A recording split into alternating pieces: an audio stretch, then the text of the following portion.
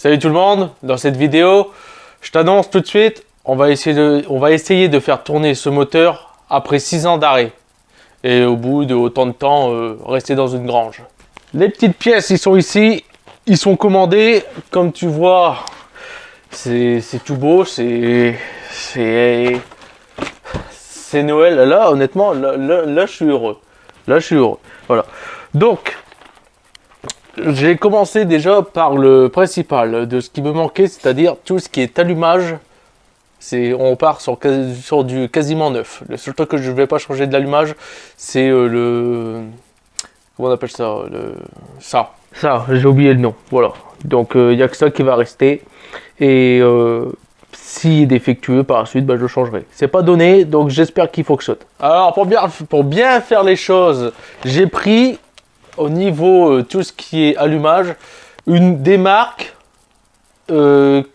qui s'apparentent être des bonnes marques, et dont une marque que je connais bien parce que je l'ai utilisé sur les motos, du NGK. Voilà, donc là nous avons la tête de Delco qui est du Beru. Là nous avons ici la bobine d'allumage, voilà, NGK. C'est exactement ce que j'utilisais sur moto quand j'ai vu qu'il y avait du NGK, j'ai sauté dessus tout de suite. Je l'ai payé 25 € la bobine, alors qu'il y en avait qui étaient à 10 € et 15 €, qui étaient vraiment pas chers. Mais les marques, bien sûr, je ne les connaissais pas. Donc j'ai pris marque NGK pour la bobine. Je connais, je l'ai utilisé sur mes motos, tout ça. Les câbles anti-parasites, voilà. Donc les câbles d'allumage plutôt. Donc pareil, même marque, NGK. Alors là j'étais surpris, donc 4 bougies NGK. Ouais, j'étais surpris que NGK faisait des bougies pour voiture, donc pareil, je connais la marque, j'ai pris NGK. Là nous avons le joint de cache culbuteur, les flexibles de frein. Alors je sais pas si c'est les bons que j'ai pris, mais on va voir. Mais bon, ça sera dans une autre vidéo. Flexible de frein, ça pareil, c'est des caoutchoucs stabilisateurs. Alors je vais contrôler avec vous parce qu'il me semble que j'ai pas pris les bons. Voilà, donc moi j'ai pris pour cela et ça a l'air d'être pour cela. Je dis bien ça a l'air. Que je sais pas si c'est exactement les bons que j'ai pris, mais ça a l'air d'être bon. Donc pareil, marque Febi, là j'ai pris du caoutchouc. On va dire que j'espère qu'il durera dans le temps. Febi, à ce qui paraît, c'est une bonne marque. Voilà. Même si quand je vois sur certaines autres chaînes YouTube que la marque Febi aurait baissé en qualité, là c'est marque Febi. J'espère que ça va durer dans le temps les caoutchoucs. Le doigt d'allumeur. Voilà, marque EPS, Made in Italy. J'avais pas forcément besoin de le changer, mais on va repartir vraiment sur du neuf au niveau allumage. Déjà, d'une fois pas que j'ai de problème, parce que j'ai toujours pas l'électricité qui passe de la clé au démarreur. Joint de collecteur admission, air, échappement. De toute façon, c'est les deux en un. Voilà, donc je peux rien y faire. Et le plus important, le joint de culasse. Donc, le joint de culasse, ça, je vais pouvoir regarder tout de suite. C'est bien le bon. Alors, joint de culasse que je pense être d'origine. Je pense, je suis pas sûr, mais je pense. Et voilà. Donc, le joint de culasse, c'est exactement le même. Les trous ont l'air d'être pareils. Voilà. C'est le même. C'est très très bien. Bon voilà. Un nouveau joint de culasse. Sur le RTA, il était indiqué joint de culasse de cette marque. Alors j'ai repris un joint de culasse de la même marque, voilà, de Victor Rins. Alors c'est pas la marque Victor Rins, c'est joint de culasse juste Rins, tu vois, juste ça, mais là il y a Victor Rins. J'ai vu sur les deux RTA que je possède, que j'ai acheté justement pour le trafic, que les deux ont indiqué ce joint de culasse de cette marque là. J'ai repris exactement le même, voilà. Donc lui il me semble que c'est un joint de culasse de 1 mm 2, voilà. Il faudrait un joint de culasse de 1 mm, mais quand je vais venir le serrer, il va s'écraser. Donc on va repartir sur un joint de culasse quasiment d'origine. Voilà. Donc toutes ces petites pièces nous viennent de chez eux. La vidéo n'est absolument pas sponsorisée. Voilà, c'est juste parce que j'achète chez eux. Et si vous voulez exactement les mêmes pièces pour refaire votre Autotrafic, et ben c'est chez Autodoc. Là, ce que je vais faire tout de suite maintenant, c'est que l'ancien joint de culasse on le dégage. Je vais remettre mes pièces dans le carton. Je verrai ça plus tard. Là, ce qu'on va faire maintenant, tout de suite, c'est qu'on va regarder la bobine, si c'est la même que j'ai acheté. Voilà. Donc, la bobine qui s'apparente être une bobine d'origine, c'est marque Magnum Marelli. Voilà, marque Magnum Marelli. Alors honnêtement, je ne sais pas si elle fonctionnait, mais vu l'état, il y a de la rouille, mais je suis pas emmerdé. 25 € la bobine, celle-là, je ne sais pas si elle fonctionne ou non. De toute façon, il y a de la rouille sur l'écosse, donc ça n'aurait pas fonctionné. Hop, je change, j'ai pris une nouvelle, marque NGK.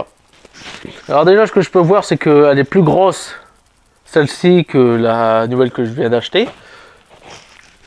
Peut-être que à l'époque, les pièces étaient plus grosses. Et elle est aussi plus lourde. Voilà. Elle est plus lourde.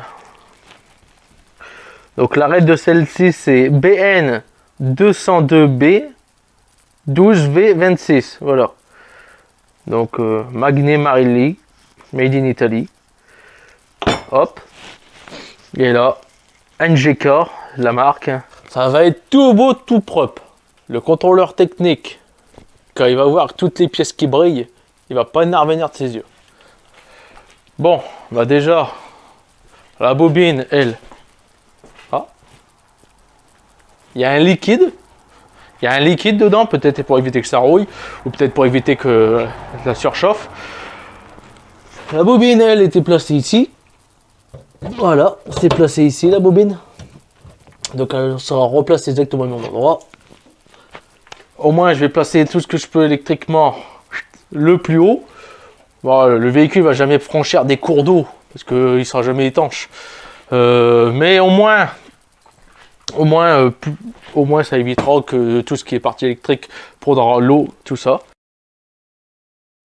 Alors regardez, avant que je commence à remonter le moteur, je sais pas si on va le voir à la caméra. Voilà, je vais le mettre comme ça, c'est un peu plus sombre. Voilà. Donc, ce qu'on peut voir, si vous arrivez à voir ici, il y a comme des pigments. Alors, le moteur n'est pas usé, pas du tout. Il est même très bien parce qu'on voit encore les petits striants. Et on voit, on voit encore la flèche, tout ça. Après, le dessus, ça s'use beaucoup moins. Mais, bon, ici, il y a une grosse arête. Mais c'est juste que le segment, il s'arrête. Donc, à mon avis, c'est là pour que ça soit le plus étanche possible pour la compression.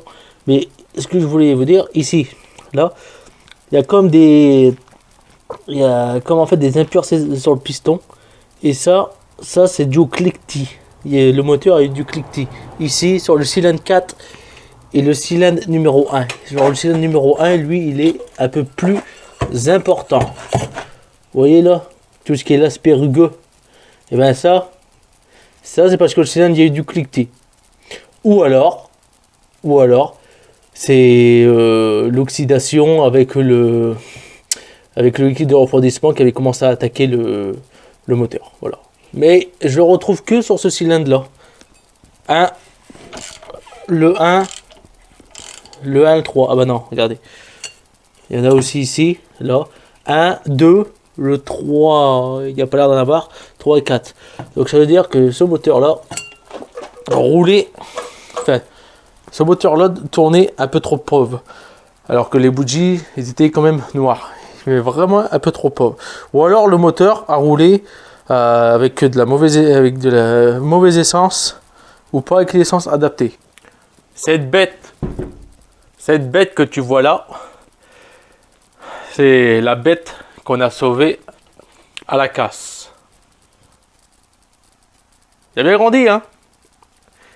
Il se comporte très bien maintenant. Il vit sa vie. Bon, là, il vient un peu de se casser la gueule. Mais bon, il vit sa vie, va très bien. Ceci est le cache culbuteur carter supérieur, cache culbuteur, voilà, celui qui va au niveau des culbuteurs et des ressorts de soupape. Voilà, le truc qui se met là au-dessus de la culasse. Pour l'avoir dans cet état-là, donc déjà il faudra que tu te remémores dans quel état il y était. Hein, noir, charbon, caramélisé, blacksonné, tout ce que tu veux. Voilà. Pour l'avoir de cette couleur-là, et ben tu prends un outil Parkside. Voilà, tu vois. Parkside. Et bon, il tourne un peu trop vite pour les petites mèches que j'ai, mais voilà. Alors, tu vois, alors, normalement, c'est censé être un truc comme ça. Hein. Et ben, ça, c'est bien. Maintenant, je peux rentrer dans un déchet trou pour le faire. Voilà, donc tu prends un outil de cette marque Parkside. Ça, c'est une meuleuse droite. Hein. Voilà. Donc, je te le déconseille de le mettre en vitesse 5 et 6. Enfin, quand tu l'achètes neuf, tu ne le mets pas en vitesse 6 parce qu'il s'auto-détruit. Hein? Moi, il s'est auto-détruit. Maintenant, je peux le mettre qu'en vitesse 4 voire 4,5. Parce que maintenant, en 5, il s'auto-détruit aussi. Voilà, enfin bref, le bazar, il prend 30 000 tours minute, mais il s'auto-détruit lui-même. Voilà. Donc, pour l'avoir dans cet état-là, eh ben, tu prends cet outil-là et plein de petits trucs comme ça. Et ça marche très bien. Voilà. De l'autre côté, voilà, pareil. Hop. On a retiré le maximum de rouille. Alors, je vais pas m'emmerder. Hein. Rouille. Je vais foutre du framéto. Je vais foutre ça. Là-dessus. Et je vais le repeindre en noir. Avec une peinture qui prend 800 degrés. Bien sûr, avec tous les trucs qui viennent de chez Action. Hein. Bah, finalement, j'ai changé d'avis. Il sera de couleur rouge. Bon, comme tu vois, j'ai mis le joint de culasse, la tête de Delco, le câble de bougie, dedans il y a le nouveau doigt allumeur, voilà. J'ai fixé la bobine, je l'ai déjà raccordée, alors j'ai coupé, je me suis pas emmerdé, j'ai remis des nouvelles cosses, on va repartir, c'est des nouvelles cosses simples, c'est toujours le même câble, nouvelle cosse, et j'ai ces câbles là, je sais plus où ils vont, voilà, donc je sais pas s'ils étaient reliés à la bobine, ou s'ils étaient reliés par exemple ici, mais je sais plus du tout. À mon avis, tu vois, le rouge et jaune, ça a l'air d'être un plus. Donc je vais contrôler dans les RTA, mais ça se met ici quelque part, tu vois. Donc je sais plus où ils vont, il faut que je regarde où les mettre. Donc j'ai recontrôlé avec l'ancien joint de culasse. Tous les trous correspondent. Mais il y a un truc qui m'emmerde. Ça, tu vois ce trou là. Voilà. Ce trou là, il tombe nulle part. J'ai contrôlé avec celui-là. Il l'a aussi. Il y a aussi un trou. Là. Tu vois, là. Il y a aussi le trou. Mais il tombe nulle part. Alors, il tombe ici. Hein, lorsqu'il y a l'huile des tiges poussoirs des culbuteurs. Hein. Tu vois, ici. Alors, tu vois, j'ai bien fait de regarder. Je ne voyais pas tout à l'heure, mais là, c'est marqué haut. Et là, c'est marqué top. Au top. Au top. Voilà. Donc, donc je l'ai bien mis. Donc, c'est bien cette face-là qui est ici. Donc, haut. Donc, pour dire face en haut. Mais tu vois, c'est ce trou-là. Pourquoi ils ont foutu un trou là alors qu'il amène nulle part. Hein. J'ai regardé sur la culasse. Hein. Il amène absolument nulle part. Là, il tombe à rien. Il tombe sur le bloc. Mais pas que sur le bloc. Qu'on le positionne bien. Ici. Là. Ici, il passe aussi là. Donc, ce petit trou amène ici. Ici. Quand je le mets sur la culasse. Donc, comme ceci. Quand je le mets sur la culasse. Voilà. Et ben, regarde. Tu vois, il tombe nulle part. Tu vois, il est là, mais il sert à rien. Est-ce que c'est un joint de culasse? Est-ce que ce trou-là a servi pour accrocher le joint de culasse dans l'usine? J'en sais rien. Mais il est là et il ne sert strictement à rien. À part évacuer de l'huile. Mais voilà, donc cette partie-là fait en sorte que ça peut recréer un nouveau problème. Donc tu vois là, j'ai deux petits crans coupés. Et là, j'en ai deux aussi. Donc c'est exactement le même joint de culasse. Alors là, je suis en train de changer les cylinder blocs de barre stabilisatrice. Donc ceux-là, les Phoebe. Hein. Donc lui qui était présent ici d'origine, il est là. Voilà, c'est ce que vous voyez à terre. avec le temps, ça arrive, bah, il a durci, puis bah, il s'est désintégré.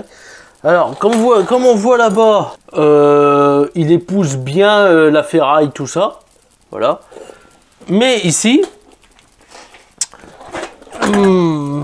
c'est pas vraiment les mêmes, c'est pas les bons.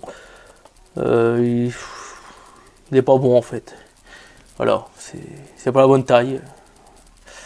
Donc, bah, j'ai plus qu'à recommander. Et en plus, ils ont que cela sur le site. Donc, il va falloir que je les contacte pour ça. Il faut aussi que je me trouve des blocs pour le moteur parce que ceux-là, je vois qu'ils sont tout pour eux.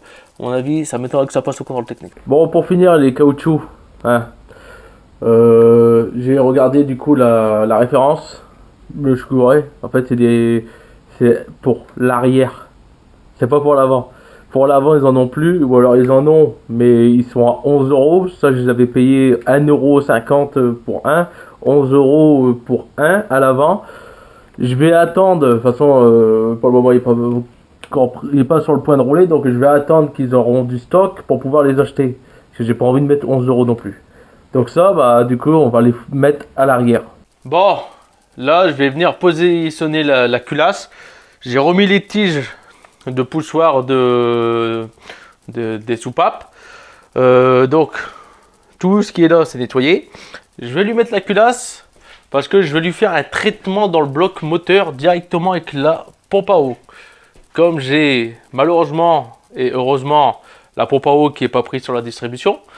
Donc, je vais remettre la pompe à eau avec le joint qui est dessus, avec de la pâte à joint pour éviter quand même éventuellement des fuites. Et encore, au pire, je m'en bats les couilles, je vais pas utiliser de pâte à joint. Et je vais lui mettre un traitement anti-calcaire. Voilà. Enfin, anti-calcaire. On va essayer de retirer le plus de calcaire qu'il y a dedans. Donc, comment je vais faire?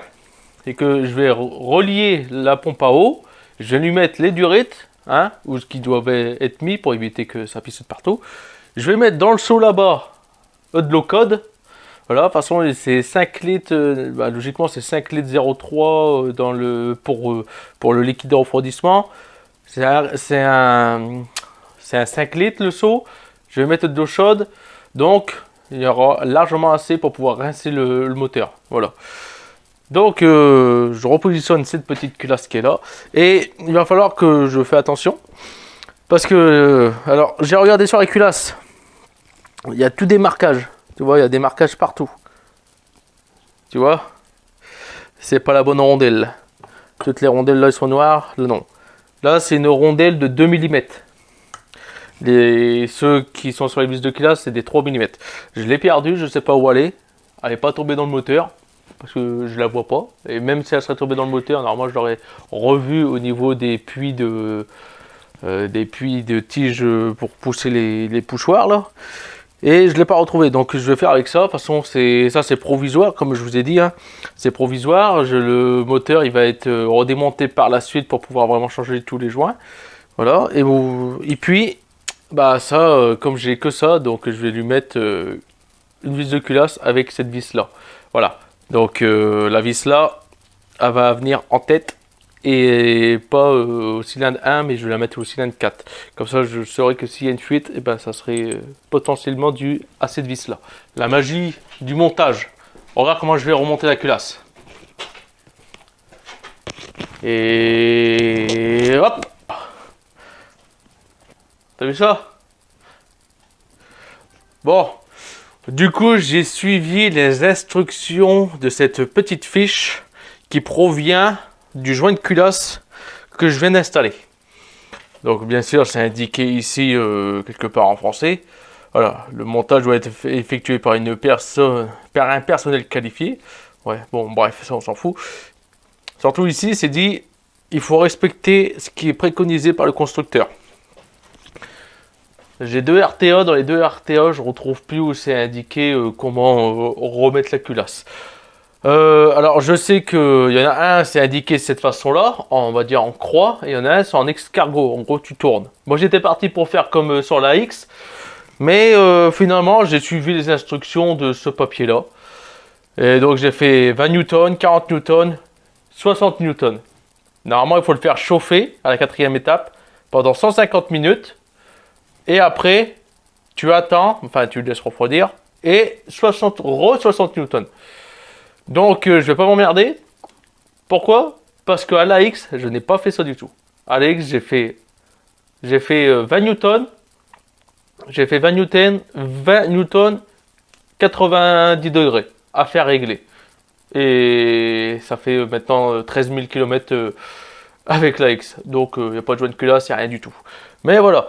Donc de toute façon, là, le moteur il va pas tourner. Mais je vais respecter ce qu'ils ont dit. Hein. De toute façon, là, il n'est pas encore sur le point de tourner. Il me manque le carburateur, donc je ne pourrais pas le faire chauffer. Et par contre, j'ai lu dans le RTA, c'est indiqué, il faut le faire tourner pendant 15 minutes, le laisser refroidir pendant 2h30. Et là, tu refais un passage à la clé dynamométrique. Voilà.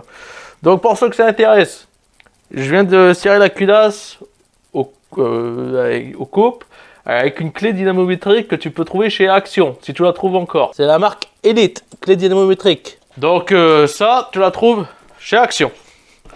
Si tu la trouves encore, bien sûr. Bon, maintenant que ça c'est mis, je vais pas mettre le cache culbuteur. Quoique si, je vais le mettre. Comme ça évitera qu'il y a de la merde qui tombe dedans. Je vais aussi remettre la pompe à eau et faire ce que je t'ai dit. Allez hop, on y va. Voilà, l'installation est faite. Donc bah du coup j'ai quand même mis le radiateur pour pouvoir faire tout le circuit d'eau. Alors normalement s'il n'y a pas de prise d'air quand je vais le faire tourner, alors je pensais que c'était un écrou mais pas du tout, donc il va falloir que je le tourne à la main. Voilà, il va falloir que je bricole quelque chose pour pouvoir le faire tourner. Je vais foutre ça, il y a moins d'1 litre. Je vais la claquer dedans, donc j'espère que ça va pas partir directement dans le radiateur. Je vais le mettre là-dedans. Alors je sais pas du tout où il y a les vis de purge pour purger entièrement le bloc. Mais bon, peut-être là-bas derrière il y a une vis. Je suppose que ça serait peut-être une vis pour purger le bloc, mais il n'y a rien du tout. Donc je vais procéder comme ça. Là il y a de l'eau très très chaude. Si je m'en mets sur moi, je me crame. Et puis et puis voilà quoi. Hop. Alors c'est du gel. De toute façon il n'y avait que en gel.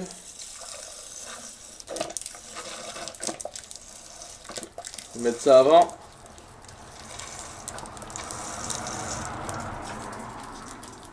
Bon. Ça a déjà du mal à absorber.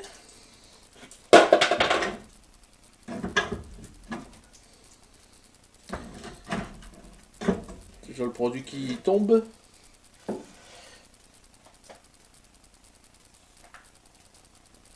Peut-être parce qu'il n'y a pas de prise d'air.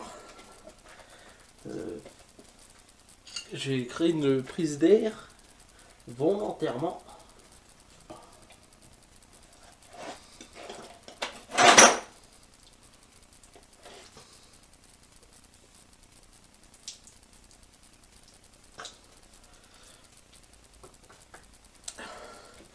Bon, ça manque de prise d'air là-dedans. C'est pas bon.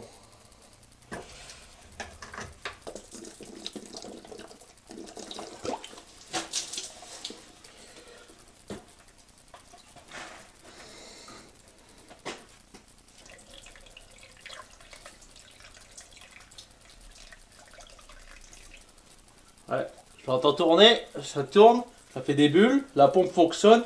En fait, la pompe est de 82, c'est la pompe d'origine du véhicule. C'est là, c'est gravé. Je vous le ferai voir après, pour ceux que ça intéresse. Mais la pompe, je la changerai. Alors là, j'ai une fuite en dessous de la pompe, au niveau d'un trou. Mais de toute façon, la pompe, on va repartir sur une pompe neuve, une pompe de 82, avec ce qu'elle a dû manger dans la gueule. Alors, la pompe 82, mais ça fuit de là. Je sais pas pourquoi ça fuit de là en fait. Mais ça pisse de là depuis tout à l'heure. Voilà. Donc, je sais même pas du coup si ça a servi ce que je viens de faire. Du coup, ce que je vais faire, je vais pas m'emmerder. Je vais racheter directement une nouvelle pompe. Et puis comme ça au moins, je le ferai tourner directement avec le moteur. Là, je sais pas du tout pourquoi ça fuit de là. Donc, je vais redémonter cette pompe-là. Je la jette, et puis je reprends. Et puis j'en reprends une nouvelle. Voilà, au moins, on va repartir vraiment sur quelque chose correct. Parce que là, je sais vraiment si ça fonctionne ou non. Parce que l'eau qui ressort, elle est bien orange, mais c'est peut-être dû à ce qu'il y avait déjà dans la pompe. Voilà. Donc j'en sais rien du tout si ce que je fais ça fonctionne. Bah voilà, j'ai tout redéfait. J'ai enlevé la pompe à eau. Voilà. Donc j'ai aussi contrôlé du coup pour les cylindres blocs là à l'avant. Les Phoebe. Ben, en fait j'en possède pas à l'arrière. Donc en fait les seuls cylindres blocs que j'ai à l'arrière ce sont des butées les butées de longeron et ceux des lames. Voilà, j'ai pas ce genre de... En fait, j'ai pas de barre stabilisatrice à l'arrière. Donc, ça va, c'était pas trop cher, donc je les ai achetés pour rien. Je vais rentrer chez moi, je vais aller manger, je vais me laver. Et puis, on se retrouve pour la suite de la vidéo d'ici quelques jours, le temps que je refasse une commande. Bon, alors, j'ai été à la casse, j'ai été chercher un nouveau démarreur et un nouvel alternateur. Enfin, du moins, j'ai été me chercher un alternateur que je n'avais pas. Ça m'a coûté moins cher de racheter un démarreur d'occasion à la casse que de faire refaire mon démarreur. Mais le démarreur que j'ai là, le Pariron, hein, lui d'origine, sera refait, mais pas maintenant, plus tard. Voilà, au moins j'en aurai un en stock. J'ai aussi, par la même occasion, j'ai été reçu de mon nouveau carburateur. Donc c'est pas lui qui est censé être sur le véhicule, celui-là c'est un Zenith 32 IF2. Je sais pas sur quel modèle il va, mais il est compatible avec le collecteur d'échappement. Voilà. Donc qui est là à terre, tout démonté. Donc ligne d'échappement a changé entièrement, complètement pourri. Donc nouveau carbu, nouveau démarreur que je vais vous faire voir. J'ai pris un alternateur de Super 5. Du moins la casse m'ont conseillé de prendre un de Super 5 parce que c'est exactement les mêmes. Niveau ampérage sur l'alternateur, on est à 50 ampères. La batterie qui est là, du coup, je vais la changer. Je vais en prendre une autre, une 50 ampères. Celle-ci, c'est une 60 ampères. C'est beaucoup trop gros pour le véhicule. Et puis même, l'alternateur ne délivrera pas assez de puissance pour recharger la batterie. Voilà. Du moins, elle ne sera jamais rechargée à 100% cette batterie. Voici le nouvel alternateur. Celui-là, c'est un Dusulier. Donc, il passe. C'est exactement le même qui aurait pu être vendu avec ce véhicule-là. Mais c'est pas la même référence. Mais celui-ci passe. Celui-là, c'est un Dusulier 6187. Pour ceux qui veulent la ref, Dusulier 6187. Voilà. Comme tu peux voir ici, ça a été repeint. Parce que j'ai dû le démonter, retaper le capot. Parce que le capot ici, il était bosselé, il était plié. Du coup, à l'intérieur, quand je faisais démarrer le démarreur, ça touchait. D'ailleurs, ça y est, le moteur a tourné 6 ans après. Quand je dis tourner, c'est qu'il a tourné. Il a tourné avec le démarreur. Il n'y a pas tourné électriquement parce qu'il y a encore des problèmes d'allumage. J'ai pas, par exemple, d'étincelles qui arrivent à la bougie. Donc, pour que tu écoutes.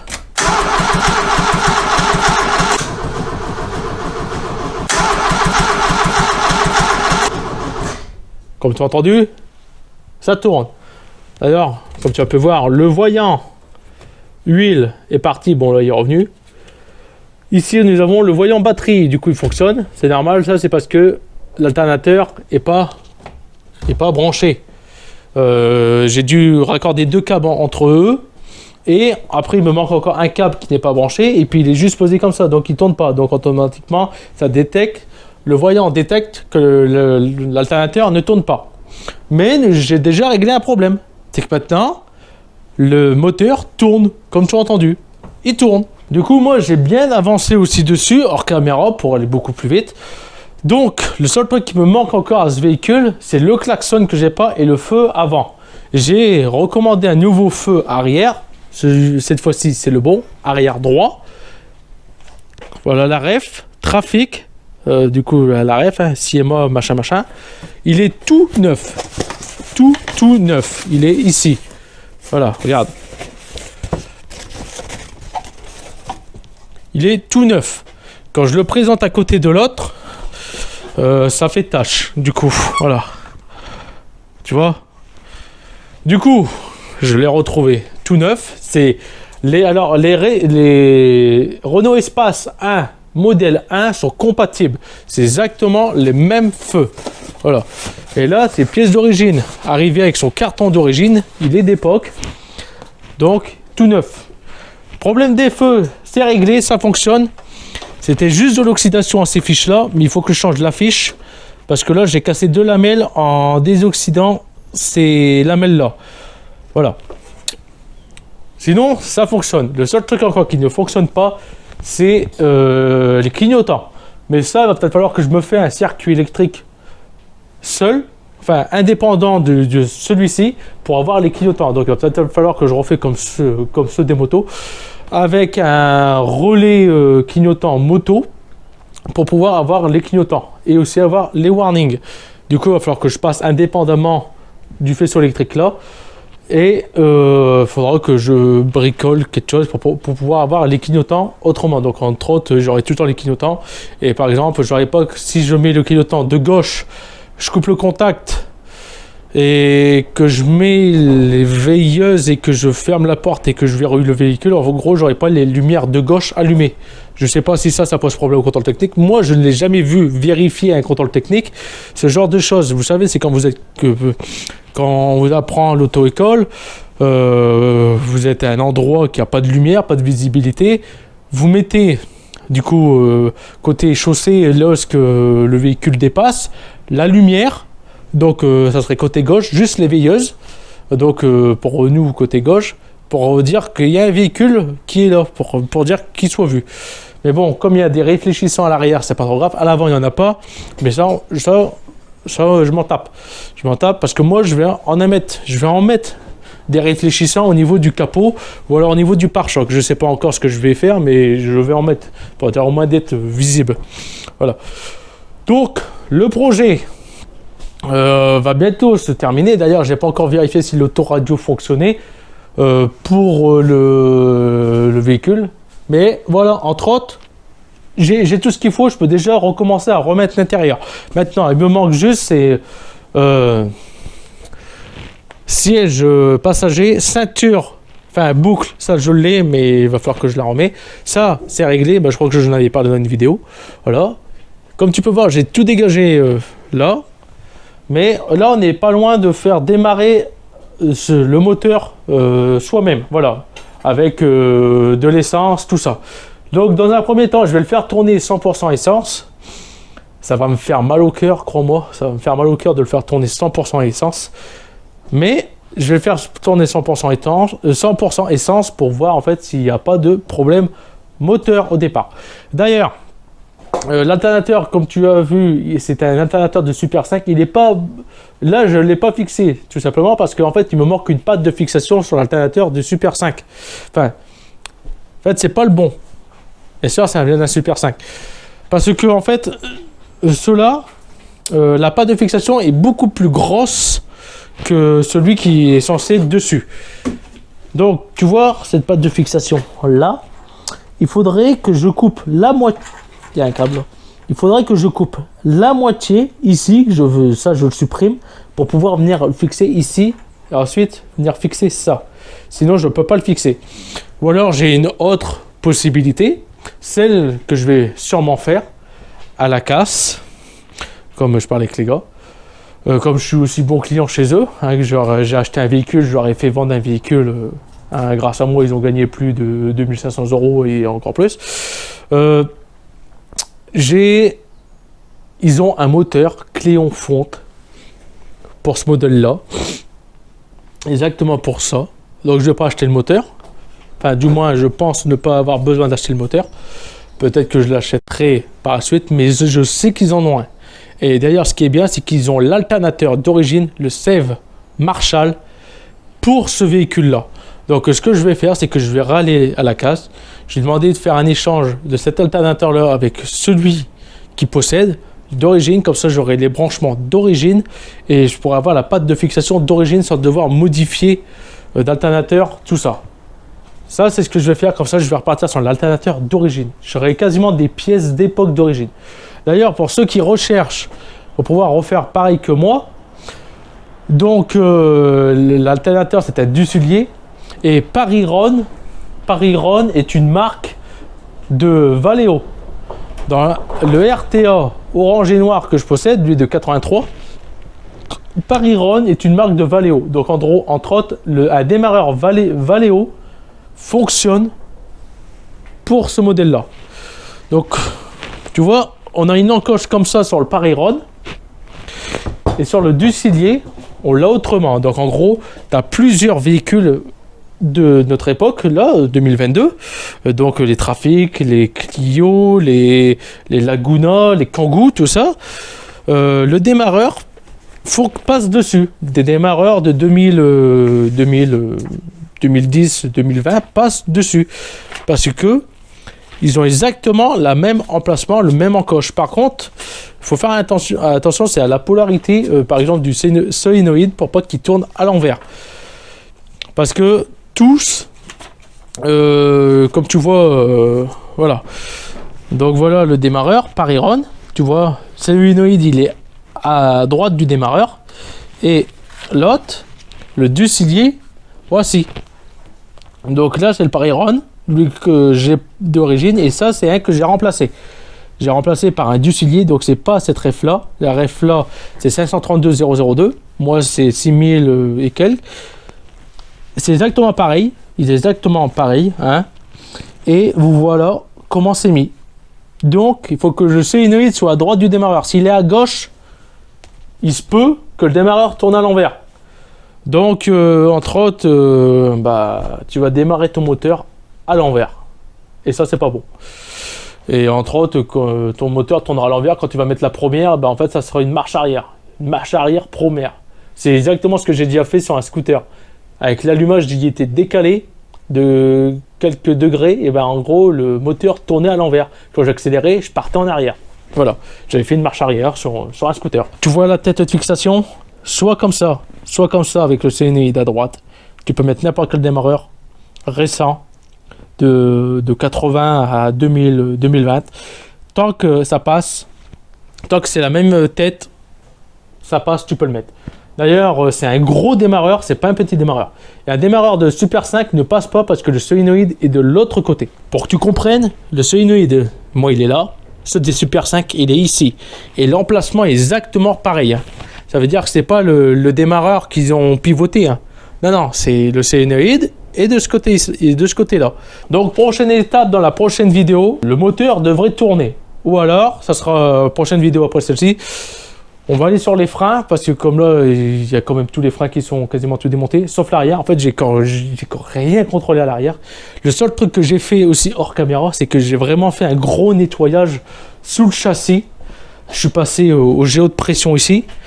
Donc, comme tu peux voir, on voit mieux la boîte, tout ça. Donc, tout ce qui est ici, hein, j'ai retiré toute la graisse. Il y a aussi les sidons de bloc que je dois changer parce que ceux-là, ils sont en train de dépérir.